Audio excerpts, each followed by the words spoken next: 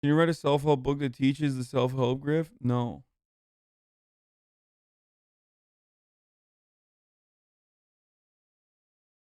Gary Vee has a lot of ridiculous, stupid takes, but he's one of the better ones. He's not a thirsty motherfucker like the rest of them. I mean, he's still like, listen, his ultimate output is just basically telling you self-help shit. Like, it is a total grift. All of that stuff is grift. If we're being real, it's just like people trying to get you to feel better about your position and better about yourself, and like sell you on a better future. It's a huge grift, and it's very successful. You feel sad sometimes? I feel sad all the time.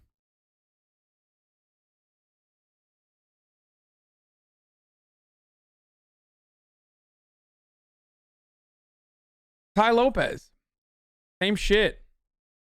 They blow the fuck up. They game the system. They do a decent job of like selling you stuff, make you feel better.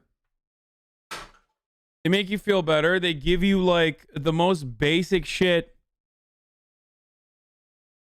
They give you the most basic proposals that have been told a million times over. Some of those are actually good ideas, by the way. Just for the record, I'm not saying the entirety of self-help is just bullshit. It's just that most of the common sense ideas that they preach to you have been told a million times over, and you don't need to fucking buy into the multi-level marketing scheme that inevitably comes as a consequence of like joining the Ty Lopez cult.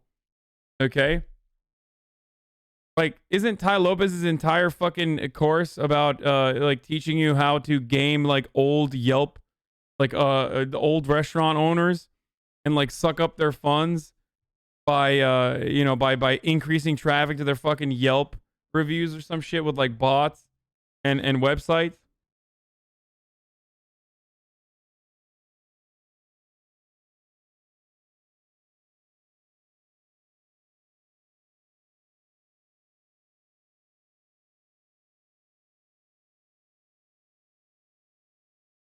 It's like clean your room.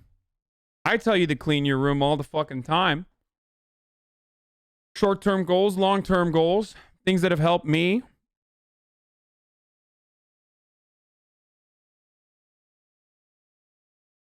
But like, I don't know, it's not going to save your life. And I'm not telling it to you like, I'm not telling this shit to you because I think that this is a profound truth that no one else has told you before. Legal team, members of the Republican Party, making advances today in the battle for the White House. There have been significant developments in 6 key battleground states, all of which bolster President Trump's charge that there has been clear electoral fraud that nullified the will of the people in the November election. Still? The president's progress puts him at odds with the insidious rhinos, radical Dems, corporate America, big tech, and the deep state who have tried to overthrow his presidency for more than 4 years. Today, a member of his own cabinet appeared to join in with the radical Dems and the deep state and the resistance. Attorney General William Barr, who has been absent for weeks and weeks, telling the Associated Press that the U.S. attorneys and FBI agents who have followed up on complaints of specific voter fraud across the country have produced nothing. To date, we have not seen fraud on a scale, he said, that could have affected a different outcome in the election. Uh-oh, SpaghettiOs. For the Attorney General of the United States to make that statement, he is either a liar or a fool or both.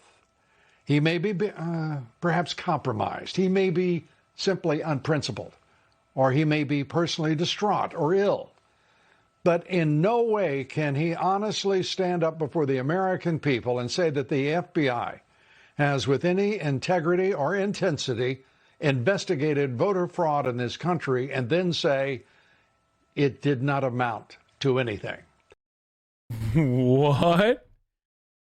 Oh, hell yeah. Because what we are hearing just from the eyewitnesses in state legislative hearings, forget all of the rest, Those eyewitnesses in state legislative hearings across the country tell the truth.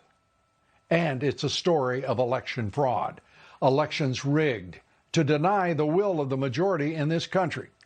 And we will be taking that up here tonight. At the center of charges of fraud. If you deny reality, you can always say that you're the silent majority. You know what I mean? Like, you can always say you're the silent majority. They've never been silent nor the majority, but now they can just constantly go off of that and expand on the previous lie that they've been telling for years and be like, no, we are the majority. You guys are just lying about the election. Yo, they're so evil. No, Lou Dobbs is like literally brain dead. All right, what is this? Can virtual event organizers learn from Twitch? Are you into Twitch right now? I am into Twitch. I remember the day I went from Justin TV. I'm actually wearing a version 1 hat, the esports team I own with the Minnesota Viking owners, the Wilfs in this arena. What they can learn is that iconic pillars of culture can pop up at any time. Let me remind people that hip hop is a modern day phenomenon. Esports, UFC, mixed martial arts. These are 3 major things in our system. Influencers on social media. All 4 of the things I just mentioned, non-existent 40 years ago. Didn't exist. So the biggest thing you can learn from Twitch, its success, and people being into esports is in the rest of our lives, there will be many things that come along that right this second. That's fucking brilliant, dude. Holy shit, that's brilliant. Listen, he can't be wrong if he's not saying anything. Like, here, let me fucking summarize what he just said. Things that did not exist 40 years ago exist now, which means that 40 years from now, there are going to be industries that exist that are profoundly important to our lives.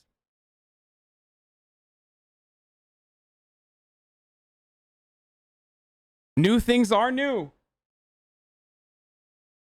Do not exist and become an entertainment, an escapism, a framework that impacts billions. Wow.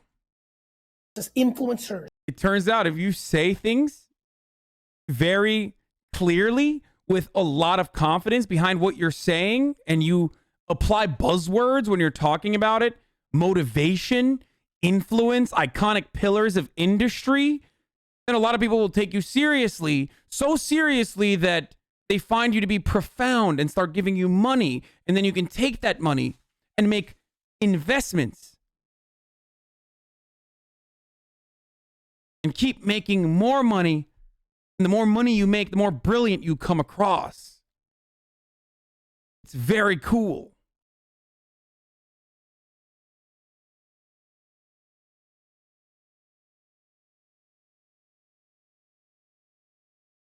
How was that? You guys like this? Synergy, motivation, teamwork. It makes the dream work. For many generations, people have forgotten about the fundamental truths that we unlock here at the Hasanabi the Hasanabi 3-step program.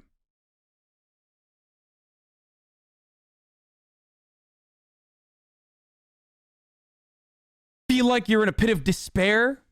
You feel like you're a loser? Well, guess what? You are a loser. But now that I have broken you down with my use of language, I will build you back up. So while you are vulnerable and ready to be exploited, you will think that I am the only salvation that you might have. As long as you subscribe to my 3-step program. $5,000 offer not applied in territories or whatever the fuck people say. I don't know.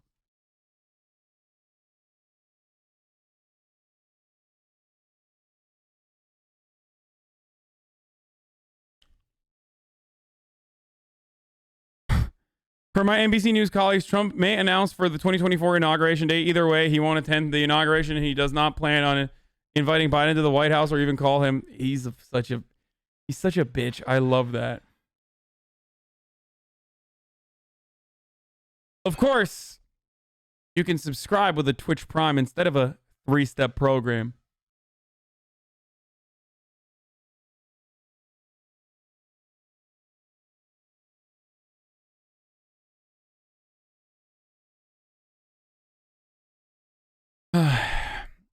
Tour of Wayner Media offices since we were shitting on Gary V? No.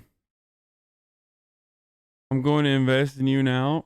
I need an opinion. How do you say that socialism is moral? All the conservatives' later counter argument is that stealing money is immoral. I agree. I think stealing money is immoral.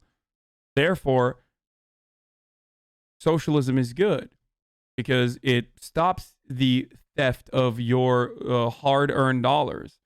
Your bosses steal money from you every fucking day. Hey, you go to week. Actually, you know what? It's theory time, baby. I think that a good introduction to theory for some of you, as a Squirrel, a friend of the show, Squirrel, posted, is by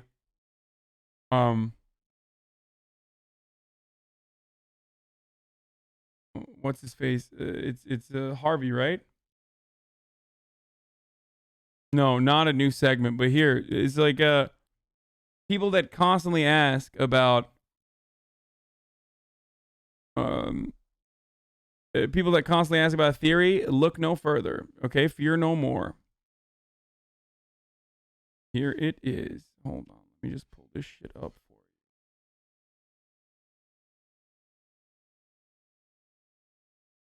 you. The game theory. No, this is at the heart of this is at the heart of Marxist theory lies the labor theory of value.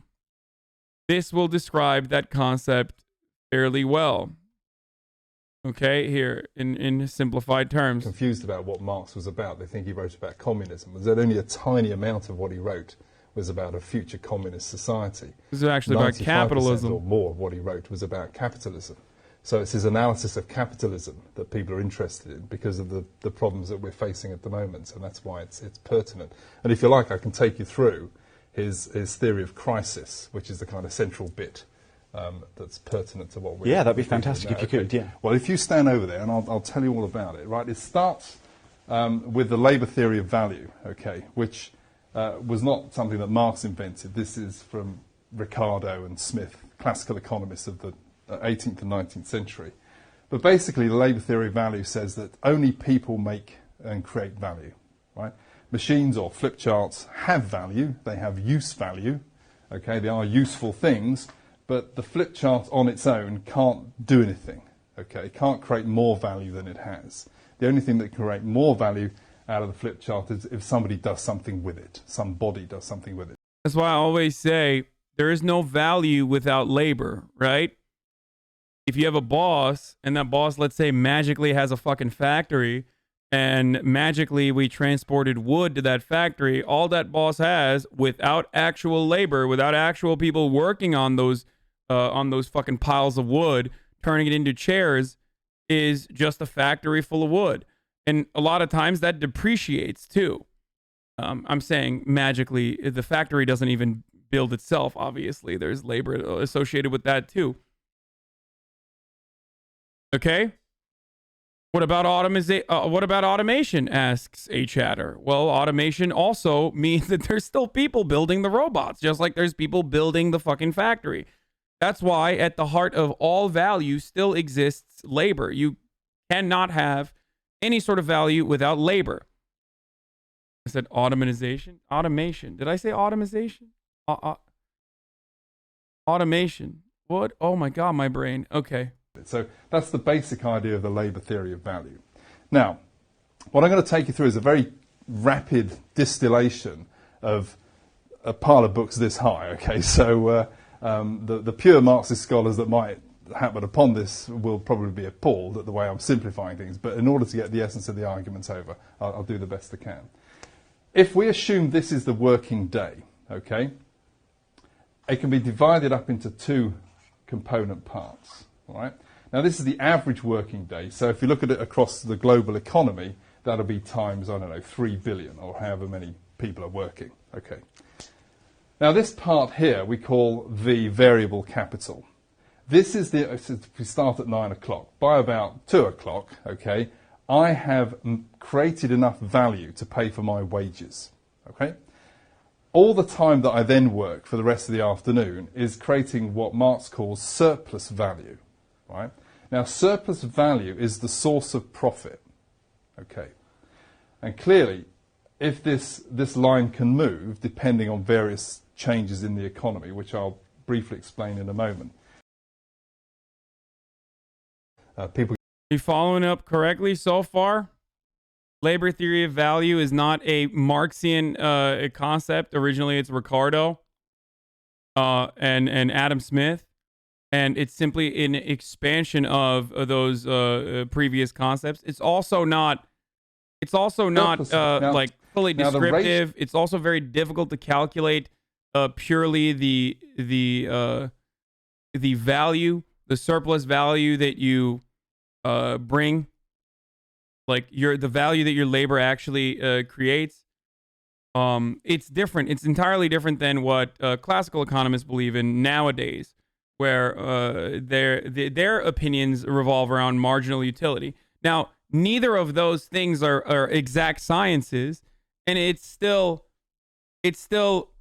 made up because there is no way to perfectly figure out what value is. Right? There's no way to perfectly figure out what value is. Like, I mean, the difference between ice cream, for example, in the summer versus ice cream in the winter, it can change. If you're an incredibly thirsty person, if you're in a fucking desert, water is incredibly valuable to you. But we don't price it out that way currently. It's an entirely subjective thing, right? You love ice cream. And in the middle of a hot summer day, you want to have ice cream.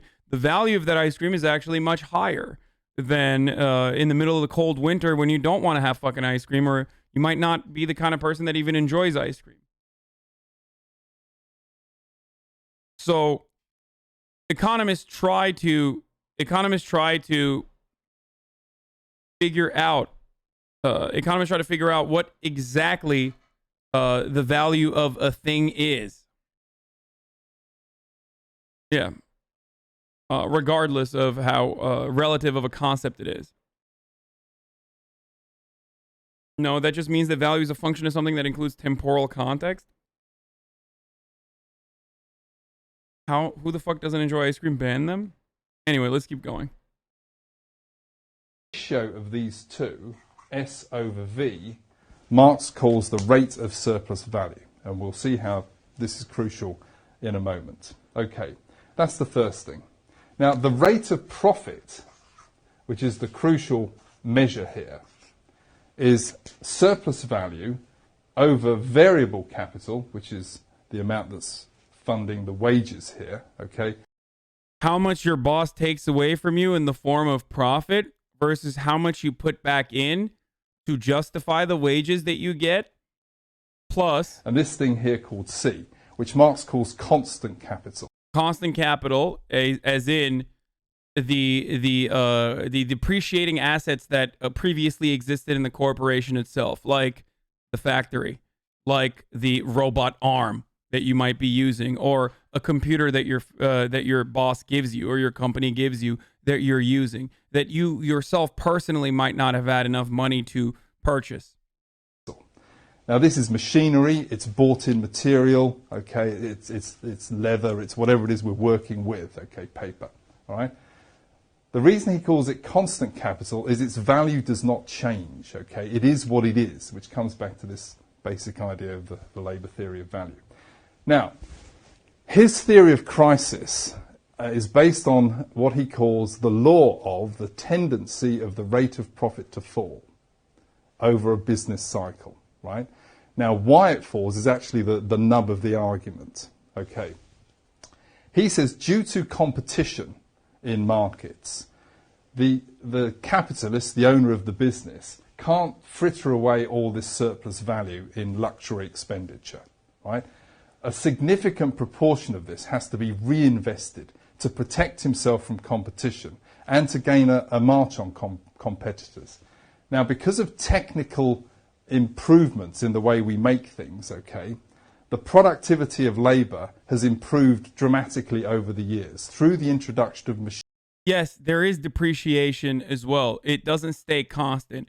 Obviously, this is not like a fully flushed out like in order to fucking make a reductive argument, in order to contextualize these sorts of concepts, of course you're going to fucking drop certain things that occur in reality. This is an oversimplification. It's kind of like at the heart of the supply demand curves that you put together, right? In a free market lies the rational actor making rational choices when no such being exists. When we have, for example, a multi-billion-dollar industry dedicated to making people make irrational choices. It focuses on the causal variables, so SOF relevance, what? Relevance while neglecting those that aren't relevant. Machinery. Yeah. Now, machinery is this bit here, all right, the constant capital. Now, over time, as the businessman invests, the ratio of constant to variable capital increases.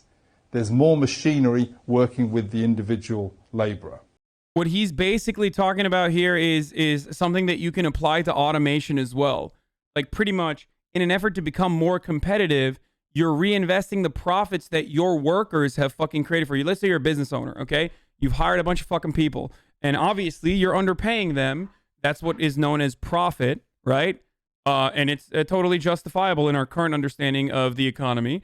So you take that profit off the top of every single fucking worker, all right? And you reinvest it. Oftentimes you reinvest it back into your own business so you can be competitive with other businesses that are trying to come into your territory. And that competitiveness manifests itself in automation, for example, that actually increases productivity, right? Automation increases productivity tremendously. If you were an accountant, for example, in the accountant factory, you used to fucking have to use an abacus and pen and paper. Now, boom, fucking 100 years later, you have a computer. Your productivity is increased by 1,000 millionfold, maybe, okay?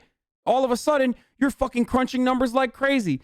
You have a calculator, or you have a fucking computer with a built-in calculator. You no longer need the abacus. Now you're fucking cranking out 1,000 of these fucking things that previously you were able to do only one or two. Your productivity is skyrocketed. The constant variable there has obviously increased as well, because now you have Excel that you have to pay for. Now you have a laptop that you need to pay for. You couldn't get it on your own. You couldn't become an accountant on your own. However, the rate of profit is increasing on top of that. Your surplus labor value is increasing on top of that. And the value that you're generating for the corporation that justifies your the value that you're generating for the corporation is increasing, whereas the value that the corporation is paying you is decreasing. Okay, and you can see this manifested in process industries, for example, where you just see a massive pipe work and about two blokes with a hard hat in the corner. I mean, that would be an extreme case, but the general tendency is still there to replace living labour, which is the V bit, with what he calls dead labour, which is the constant capital. Software does most of it and you just double check things? Yeah. No, for sure. The topic you were talking about, when different terms are worth more in different situations, is known as demand. Are you just throwing words out? No, I'm not.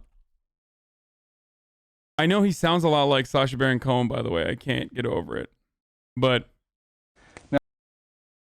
so a crucial concept is introduced here, central to Marx's critical analysis of capitalism and theory of crises, the law of tendency of the rate of profit to fall over a business cycle through the increase in the ratio of constant variable capital, machines replacing the labor. Now we have the core concepts and how they function as a part of a broader framework. Recent research by Piketty has confirmed living labor is being replaced by dead labor at a high rate. Now let's move on to the next step. So how does this lead to a crisis? So now you have automation. Now you have machinery replacing the fucking the labor that you were doing.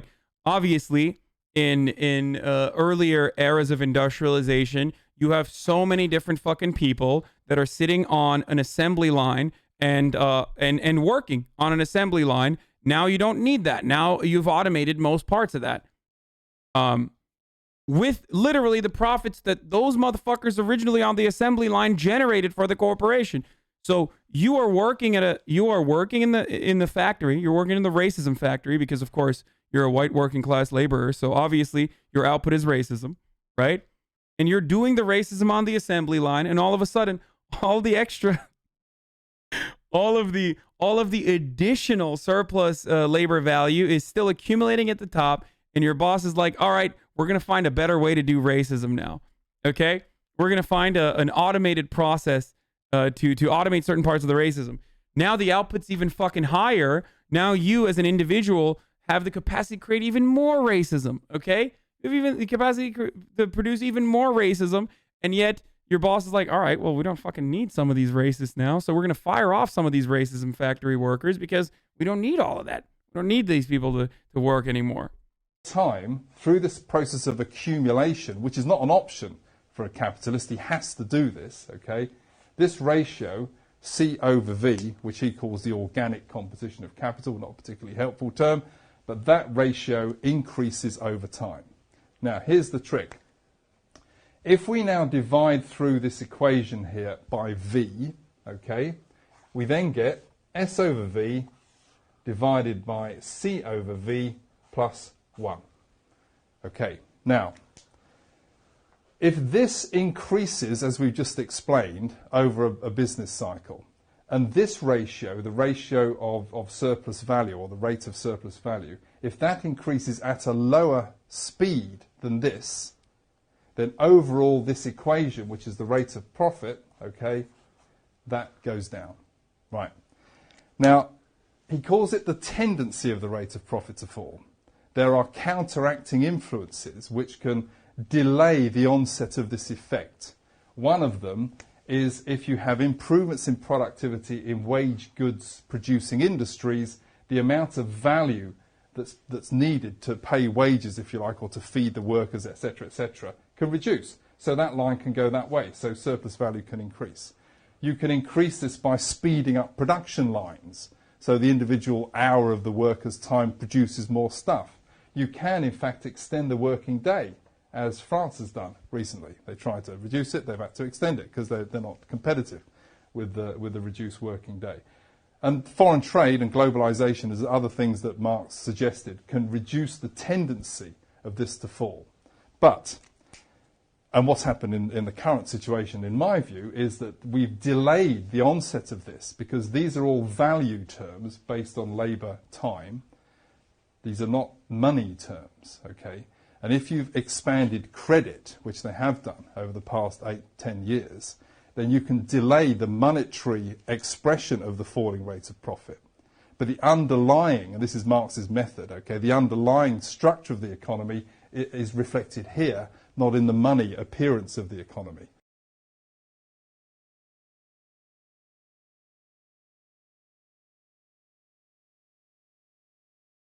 Why is Half a Chat crying? Why didn't they want a theory stream?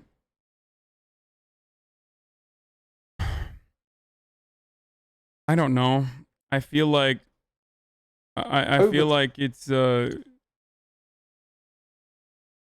still not exactly easy to describe. I think that I don't know if this is like as good.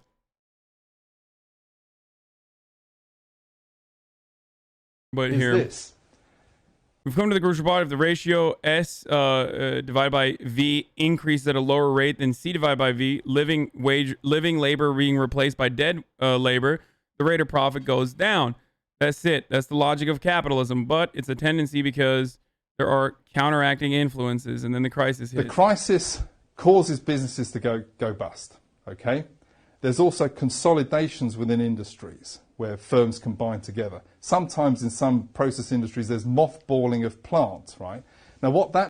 So all businesses under a capitalist organization of the economy operate to monopolize as best as they can.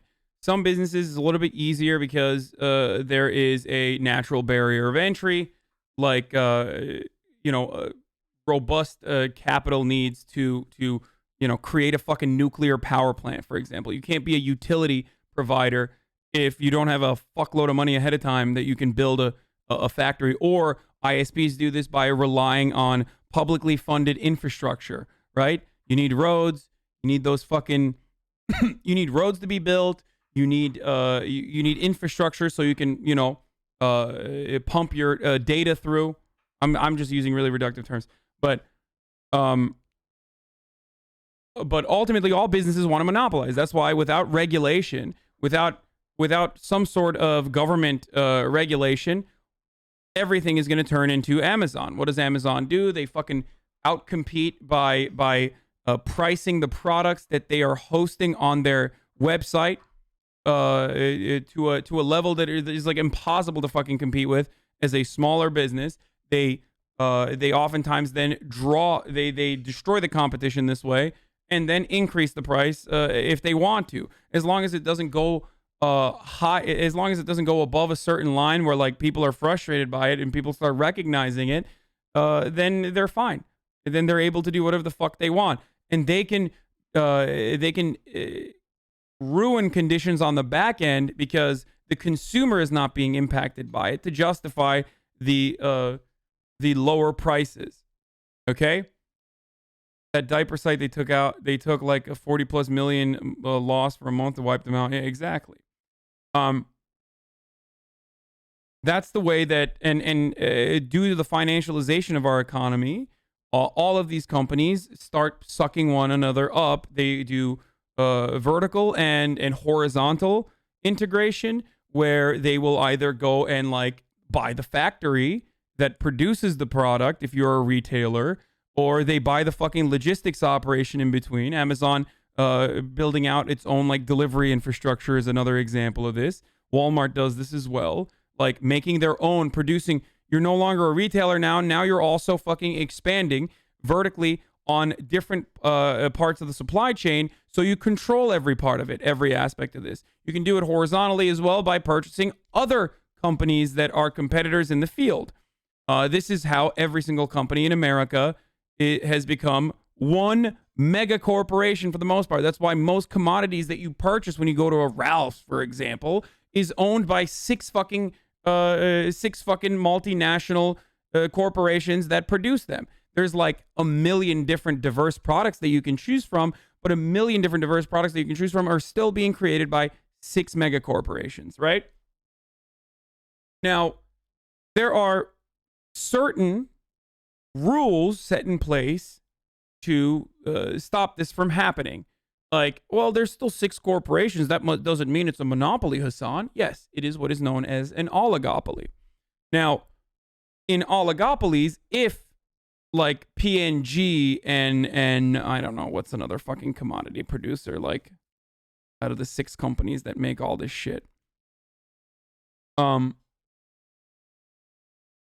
Nestle and P&G or Unilever, it got together, okay, and went, and their CEOs sat in a fucking dark room where there's a cigar smoke everywhere, okay, and they were smoking their big Cuban cigars and said, hey, you see, we are going to increase the prices of our product. You should do the same.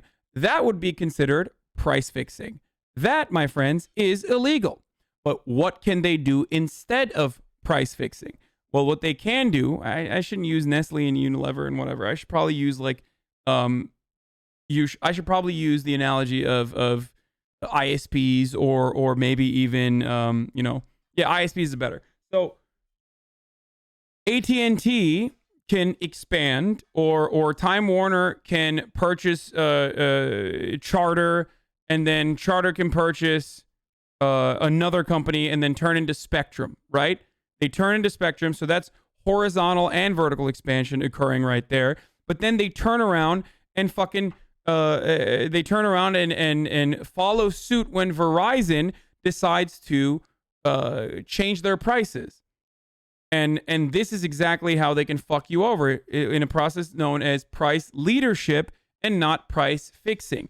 The difference between price fixing and price leadership is one company decides to act and then the other companies follow suit, because they can do that in an oligopoly and it still would not be considered illegal. Whereas if they were to sit in a dark room and decide this is what we're going to do with our prices, then that would be illegal. Okay? A lot of what occurs under capitalism or under Western liberal capitalist democracies basically is just legitimizing and normalizing things that you would otherwise consider to be indecent. The difference between price leadership and price fixing is a perfect example of this, just like the difference between bribery and campaign contributions are a perfect example of this. Campaign contributions are considered legalized bribery, but because it's legal, it's justifiable and good. Bribery, on the other hand, well, that's unacceptable. That's really bad. I mean, those barbarians, they're the ones who are doing bribery. That's fucked up. We don't do that here. We have lobbying. We have an entire industry where we can bribe our politicians to represent our interests over the interests of the people. So that's basically what we do here in the Western world, and that's why we have this like supremacist attitude. Okay. So a simple example is competing gas stations on the same corner of the road. One gas station raises their prices, and then the other one across the road follows an hour later. Yeah. What that does is it takes C out of the system. Constant capital is then taken out of the system. So this reduces. As businesses go bust, the reserve army of unemployed, as Marx called it, increases. That places downward pressure on wages, okay? Because people are competing for jobs, they'll take a job at a lower pay, etc.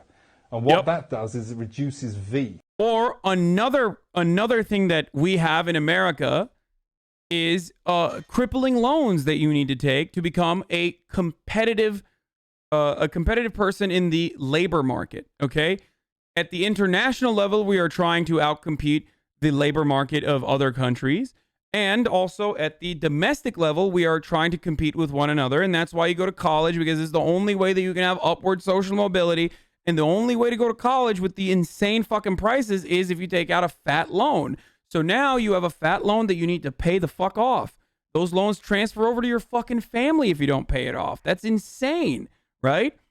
Those loans that you took when you're at the age of 17 to get upward social mobility are now transferring to your fucking family if you don't pay it off, even if you fucking die. So, what do? Well, you suck it the fuck up and you take a job that you normally otherwise would never take, regardless of whether you are overqualified for it. And you take that job that has no benefits whatsoever, that doesn't even have like applicable like field like the qualifications that you learned in fucking college.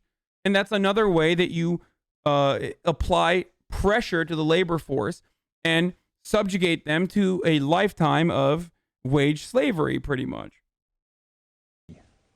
Okay, so if we've reduced that and we've reduced that, then overall that equation gets restored, the rate of profit recovers, and then we're back on another cycle of accumulation, which might last 10 years, 15 years, who knows, you can't predict with any degree of certainty here. But that's the basic theory, okay, and that's maybe why people are looking to buy Das Kapital.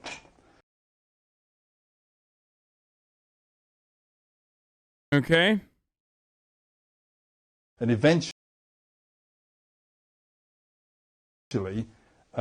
it all falls down, and that's the We're just degree of certainty here.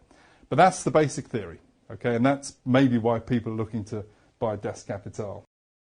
in these periodic crises, which are intrinsic to capitalism, constant capital is destroyed while unemployment reduces variable capital, restoring the balance. However, what is not mentioned there, but Marx did note, was that these crises will only get worse over time. Now, I believe Marx in his essence was correct in his analysis of capitalism and its logic, and it's asinine to pretend otherwise. We are witnessing firsthand how constant capital is rapidly replacing variable capital in the form of AI and automation, as Squirrel also mentions, which means that ever greater crises await us in the near future, and the means by which they can be diminished and the balance can be restored are becoming unavailable. So one of the main criticisms of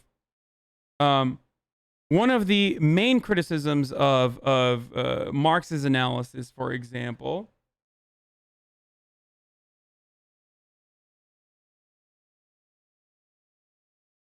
is the fact that the inevitable contradictions that I've also described between workers and bosses, those who own capital, that I've described in simple terms as like a worker wants to work the least amount of hours for the most amount of pay. The boss wants the worker to work the most amount of hours for the least amount of pay. And therein lies a contradiction that is unsolvable under capitalism, especially when the bosses get all of the surplus value of your labor, as my man described over here. Marx thought that these problems would inevitably, these inherent contradictions would inevitably lead to economic collapse. However, what we could not have foreseen at the time was the welfare state, social democracy, and what the state will do to basically soften the blow of these times of economic crisis in an effort to continue capitalism. Get it? And that's where the state props up these inevitable, the inevitable ends of that crises that we speak of, where the state will continue through welfare reform and through certain policies that are capitalist organization of the economy. Okay? Now, we've gotten to a certain point, reminds me of the housing bubble, we've gotten to a certain point where, like, we're so buck wild. Our state is so buck wild that in the aftermath of the housing crisis, for example, instead of paying off those mortgages personally, the state decided to literally fucking pay the banks. And in which case people that fucking got those houses were still evicted. Okay? With certain conditions on how you could use those loans, even though the banks, of course, did not follow a lot of those conditions. The reason why they could do this, the reason why they can openly do this, is one, because it's convoluted. It's a complicated concept to understand. And part of the reason why they can do this is because you have no way to push back. Because what are you going to do? There's no way that you could potentially put together an organized unit of workers to collectively bargain for your better interests. There is no way that you can actually fight back against this.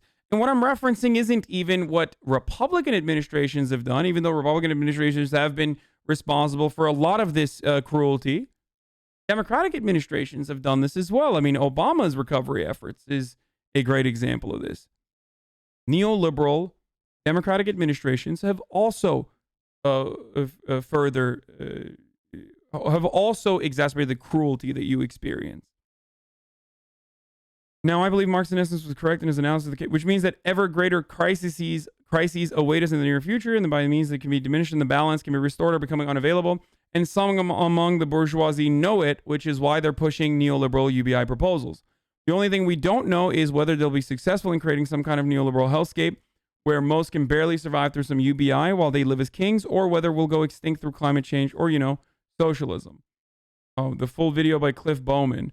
The best video intro, some sorts of Marx core economic policies, is right here. We can watch the rest of it too if you want.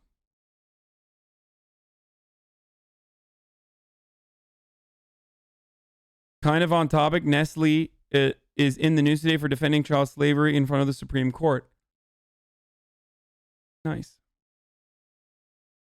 U.S. Supreme Court Justice on Tuesday appeared wary of barring lawsuits against American companies over alleged human rights abuses abroad, but signaled they could toss out a case accusing Cargill, Inc. and a Nestle SA subsidiary of knowingly helping perpetuate slavery at the Ivory Coast cocoa farms. Another part is palm oil, right? That's like a really horrifying. The conditions that people that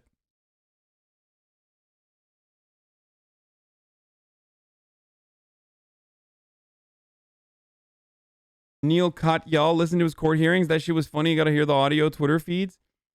Yeah, the lawyer that is arguing on behalf of the megacorps here was Obabe's Solicitor General, if I'm not mistaken. That's what I was showing.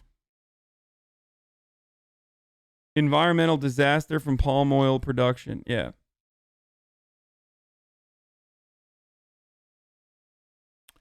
What about people like you that make decent money on this platform? We are the true evil. People like myself are actually the real problem.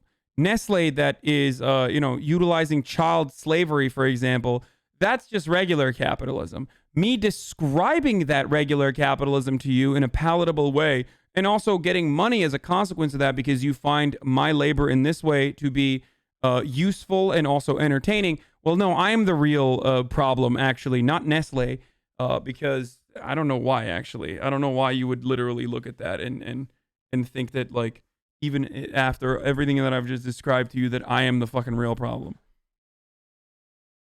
Yeah, but you're a champagne socialist. Stop pretending you're a Marxist. Yeah, I don't really care. Yeah, I am a champagne socialist. Here, I'm literally drinking Fiji water right now. Yeah, I like luxury items too. Despite the fact that I don't really use a lot of luxury items, I think that people should be able to have them. As a matter of fact, I think no matter what the economic organization we exist under, there should be some form of hedonistic interest that soothe the masses. So. Sockdems perpetuate the system of oppression but give out temporary band-aids to make it tolerable. Yes, but there is still a necessity for a transitional social democratic state. And also, no matter what the fuck you talk about, there is not a single country on this planet that does not agree with me, including the Dengist favorite, China. Okay? Yeah, go ahead. I just triggered the fuck out of the tanky nerds. Even if you are looking at China from the most charitable, even if you are looking at China from the most charitable fucking Marxian economist perspective, point of view, that's still a social democracy at this moment. It is not a transitional socialist state, it's a transitional social democracy. So there you go, Dengist. Suck my dick.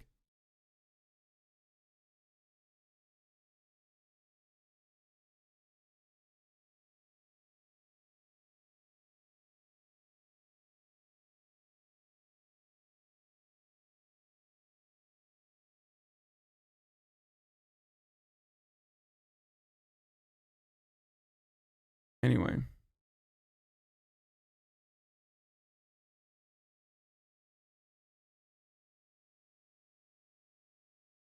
Are you proposing an eventual end to democracy? What?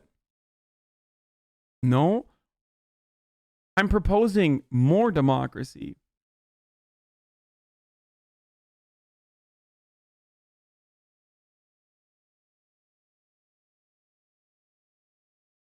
Oh, also, I didn't run the ad before, but I'm going to run it now. Forgot. Here, I'll show you this chart real quick as well, but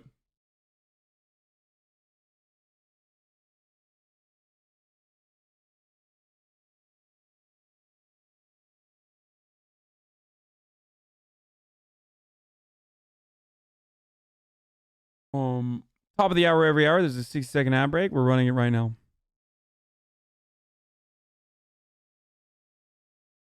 Shut the fuck up. All you know is porn star vagina and be bad at video game, yet you're rich. What the fuck?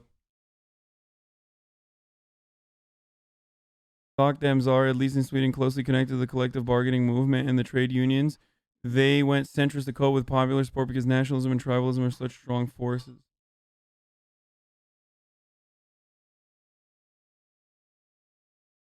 The outrage be fucking livid? What?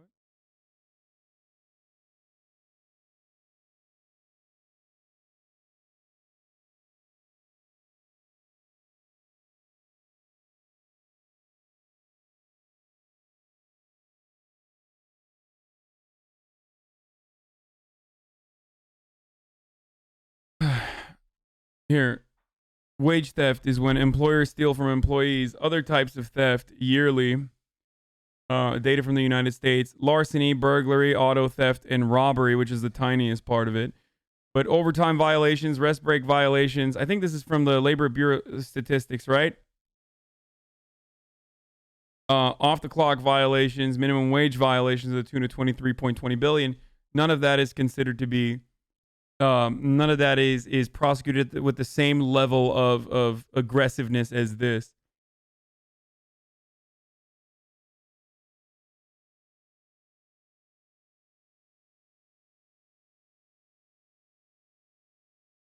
I agree that a transitional period equivalent to social democracy or market socialism is needed, but I still hate stock times because I think the transitional period should be permanent.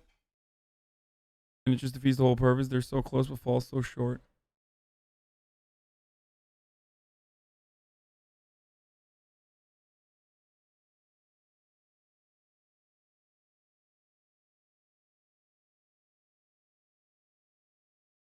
Why do some leftists care so much about the name of their ideology when the end goal is always a communist society? I don't. Well, that's not true. The end goal isn't a communist society for some leftists.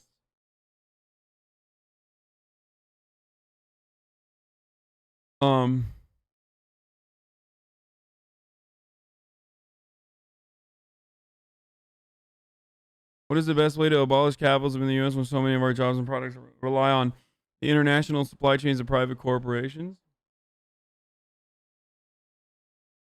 Welfare is still good.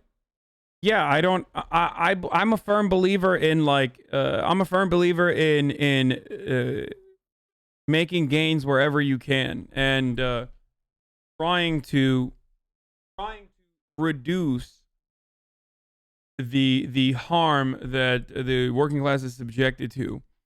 Anywhere that you can make material gains is good, is a positive.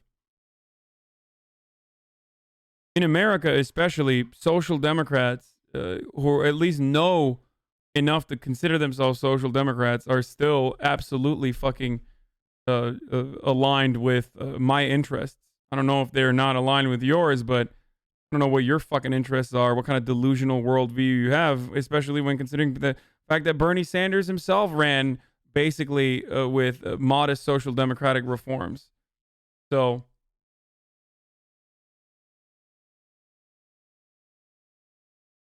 the DOJ is what? The Justice Department is investigating a potential bribery scheme related to funneling money to the White House or a related political committee in exchange for a presidential pardon. Oh no.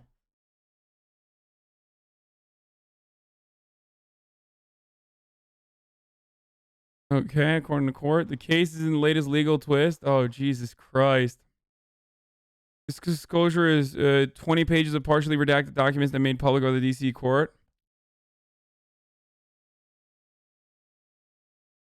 I mean, this is the least surprising thing I've ever fucking heard, dude. Someone in the chat said Joe Biden is a Trojan horse for socialism. Yeah. I hope. I wish.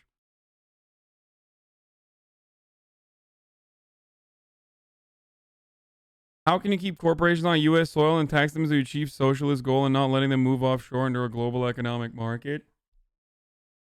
So, part of the problem with that take is that first of all, you just have to punish them, dude. That's it. Like, how does China do it? I mean, first of all, China does a lot of fucking wrong things, right? I'm not saying that they're great. But one thing that China does is if you shit on China, you don't have access to their fucking market. Okay? Why do you think LeBron James is running around fucking talking about how we don't know what's going on with the Uyghurs? You know, well, we don't know. Why do you think he's saying that? Fuck you mean? Huh? It's because they're like, oh yeah, you want to talk about human rights abuses? Well, fuck off. Here, now our market of consumers is no longer available to you. Okay? Why don't you fucking do that with America? That's it. We're like, China's the biggest. We're the second biggest fucking market of consumers. If you don't wanna fucking sell product to us, then hey, guess what? Sorry. If you want to move your fucking manufacturing overseas and you don't want to pay your taxes as an American company, sorry, you can't sell this shit anymore. Fuck it.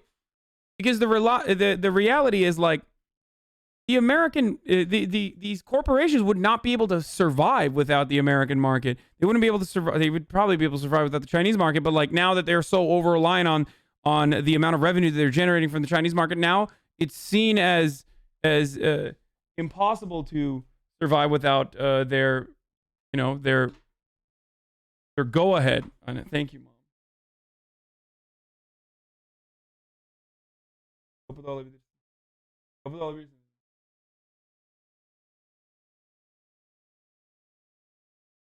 It's unpaid labor right there. Mommy labor.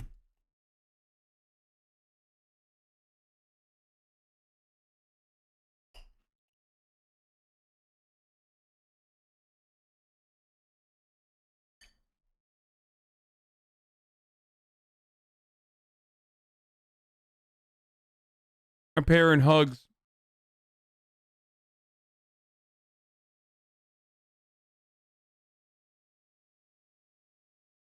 Anyway, where were we? There's some good stuff here. I'm going to move away from this. I think we did enough theory today. I hope you guys were a little bit more informed, okay?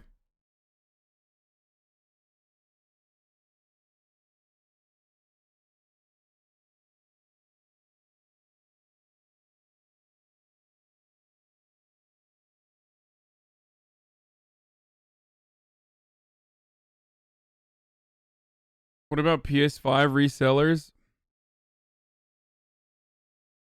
I am more angry at Sony than I am at those who want to make additional money. I mean, what they're doing is fucked up.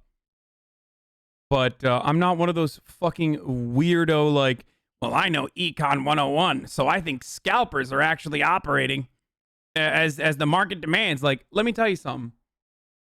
First of all, they are doing capitalism. Okay, they are creating an additional middleman.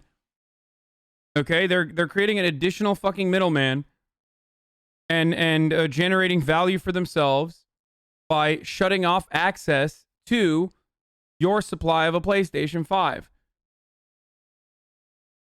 But the shortages ultimately are caused because of a lack of supply, and that is on purpose.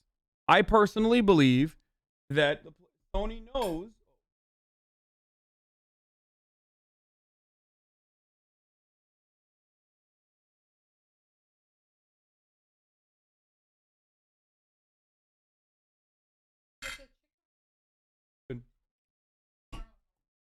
Oh, wow. Thank you, Mom.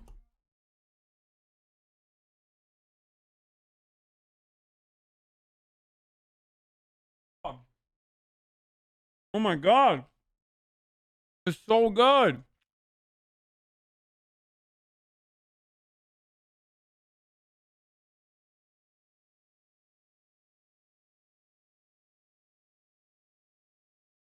Mm.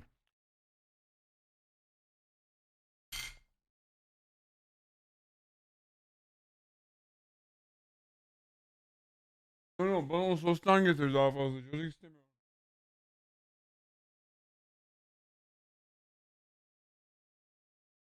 Here, improvement time. UBI helps collective bargaining unions. UAW strike fund now pays $250 a week. Okay. UBI,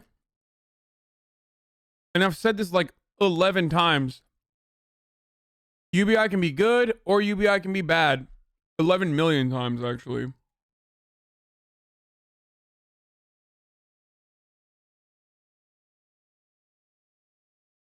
Oh, wow. Shocking. Obama is against defund the police. What? That's crazy.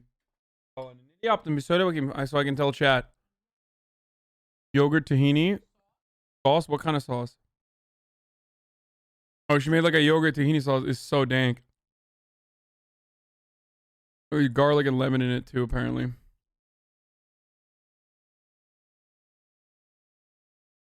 Not to brag, but I've been eating food my whole life, and I thought I'd make a video going over all the types of food in the world I can think of with a brief description. If your country isn't mentioned, don't feel bad, you just should have invented sushi or pizza. French. Interestingly, while highly acclaimed for their restaurants, it's a well-known fact that French people themselves don't actually eat anything, surviving solely on tiny cups of espresso and the feeling of superiority.